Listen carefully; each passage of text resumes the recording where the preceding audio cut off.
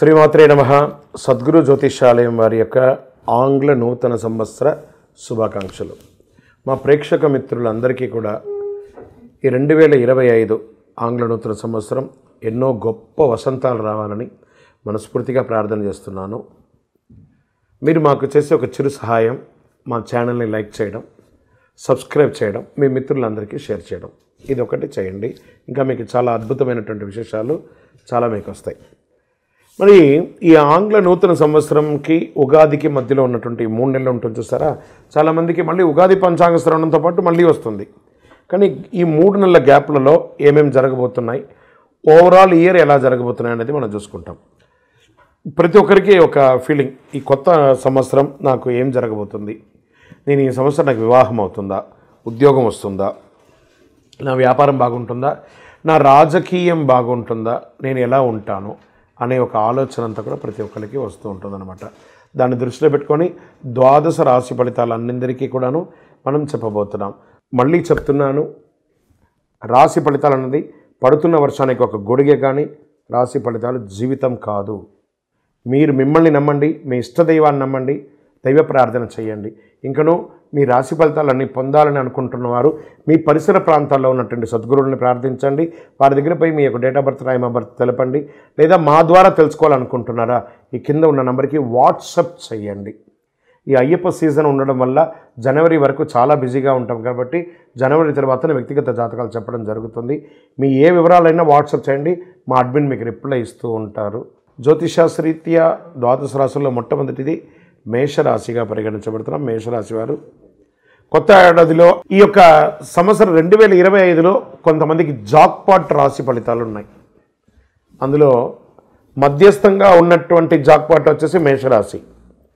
ఉచ్చస్థితిలో ఉన్నటువంటి జాక్పాట్ ఉన్నటువంటి రాశులు సింహ, కన్య, తుల, వృశ్చిక రాశి వారు.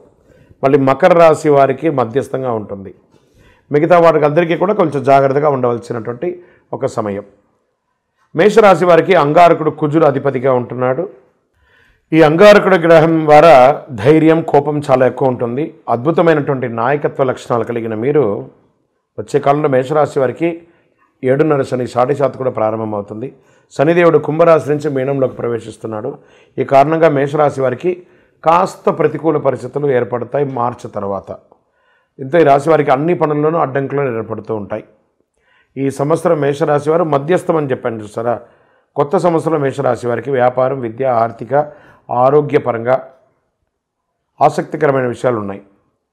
ఆర్థికంగా ఈ రాశి వారికి కొత్త ఏడాది 2025లో ఆర్థిక పరంగా మిశ్రమ ఫలితాలు ఉన్నాయి. ఆర్థికంగా చాలా జాగ్రత్తలుగా ఉండాలి.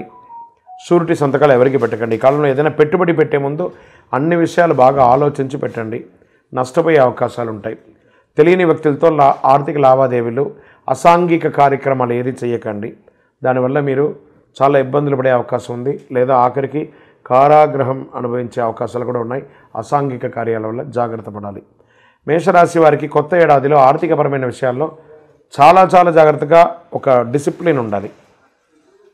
సంవత్సరం ప్రారంభం మార్చి నెల వరకు లాభాలు చాలా ఉన్నాయి, కానీ మార్చి తర్వాత కొంచెం ఇబ్బంది ఉన్నాయి.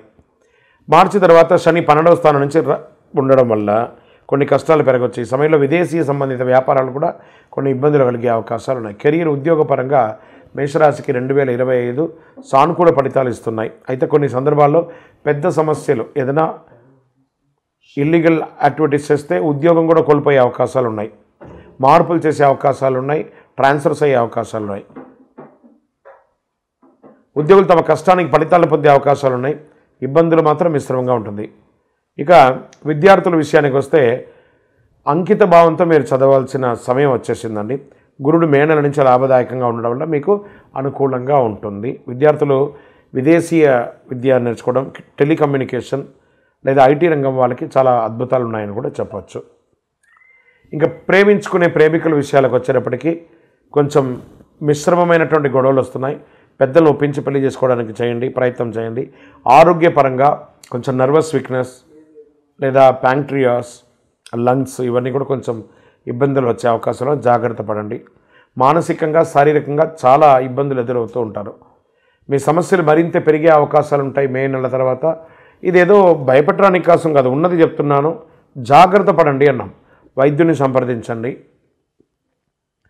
సరే, భార్యాభర్తల మధ్య సఖ్యత కాస్త లోపమవుతుంది, అది కూడా మీరు కాస్త జాగ్రత్త చేసుకోవాలి. రియల్ ఎస్టేట్ రంగం వారికి మిశ్రమ ఫలితాలు, వ్యవసాయదారులకి చాలా బాగుందని కూడా చెప్పచ్చు. ఐటీ రంగం వారికి, టెక్నాలజీ, ప్రింటింగ్ కానీ, టీవీ కానీ, నెట్వర్క్ కానీ, వీరికి అందరికీ కూడా కాస్త మిశ్రమ ఫలితాలను కూడా చెప్పచ్చు. కొత్త ఏడాదిలో కొంచెం పరిహారాలు ఉన్నాయి, చేసుకొని ప్రతి శనివారం వీలుంటే సుందరకాండ పారాయణం చేయండి. నవగ్రహాలకి ప్రదక్షిణం చేయండి ఒక 48 రోజులు. ప్రతి గురువారం విష్ణుమూర్తి ఆలయానికి వెళ్ళండి, దక్షిణామూర్తి ప్రార్థన చేయండి. మంచి కరుంగాలి మాలను ధరించండి. విశేషమైనటువంటి ఫలితాలను పొందుతారు.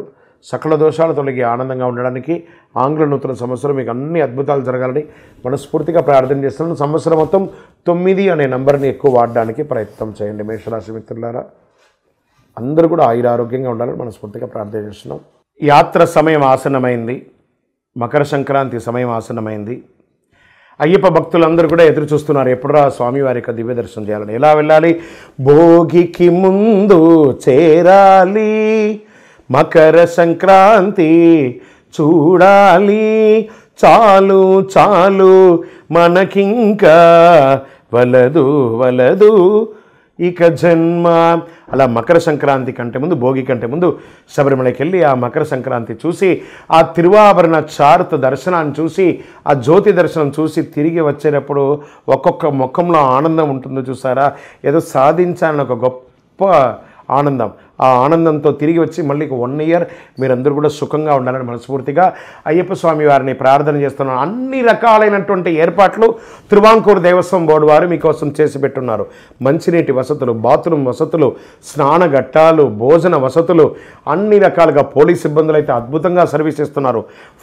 ఫైర్ సిబ్బందులు సర్వీస్ చేస్తున్నారు. ఫారెస్ట్ వారు సర్వీస్ చేస్తున్నారు. అక్కడ వాళ్ళ ప్రభుత్వం వారు ఎలా చెప్తే అలా చేయండి.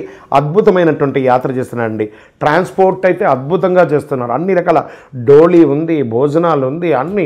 అయ్యప్ప మీకోసం అనుగ్రహ వర్షాన్ని కురిపించి కూర్చున్నాడు. రండి, నిండు భక్తితో అనుగ్రహం పొంది వెళ్ళండి. శరణమయ్యప్ప. మనందరికీ ఈ భోగి అంటే ఏంటి, ఈ మకర సంక్రాంతి అంటే ఏంటి, కనుమ పండుగ భోగి. కుటుంబం అంతా కూడా కలిసి పాత చెత్త వస్తువులన్నీ పెట్టుంటాం కదా, వాటన్నిటిని తీసుకుపోయి చక్కగా భోగి మంటలు వేసి ఇంట్లో ఉన్న దారిద్ర్యాన్ని అంతటి కూడా తొలగించి తలంటు స్నానం చేసి చెరుకు గడలు పెట్టి పొంగల్ పెట్టి చక్కగా ఇంటిలిపాలి బంధువర్గాలంతా తీసుకునే ఆ సంక్రమణ, మకర సంక్రమణ రోజు అందరూ బంధుమిత్రులతో కలవడం.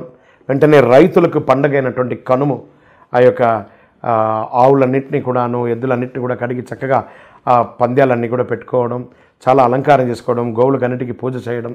ఎన్ని రకాల ఈ సంక్రాంతి వచ్చిందంటే అందరూ కూడా సమతుల్యంగా పాటిస్తూ ఇంటిల్లిపాలి ప్రేమగా, ఇంకా హరిదాసులు అద్భుతంగా ఆడవాళ్ళందరూ గొబ్బిలో ఈ మార్గశీర్షం ధనుర్మాసంలో ఈ పేడలో పసుపు పువ్వు పెట్టి గొబ్బిలు పెట్టి ఎంత అద్భుతం అండి. పల్లెటూరులో పోయి చూడాలి. మా బాల్యంలో అంతా దాన్ని చూసేవాళ్ళం. ఇప్పుడు అన్నీ కూడా పట్టణంలో అవన్నీ మిస్ అయింది. కానీ ఇప్పటికీ కొన్ని జిల్లాల్లో, తూర్పు గోదావరి, పడమర గోదావరి, కృష్ణా జిల్లాల్లో నేను చూస్తున్నాను.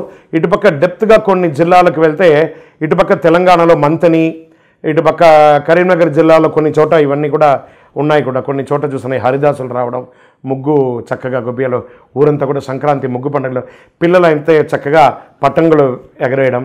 ఇది ఒక సంక్రాంతి అంటే.